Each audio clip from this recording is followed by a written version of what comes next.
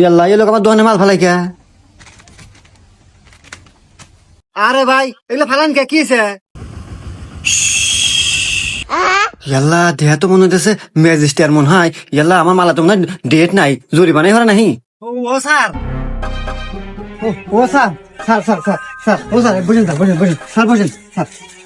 ও sir, sir আমার গরিব মানুষ স্যার, আমরা এই দুই টাকার দোকানদারি খাই স্যার।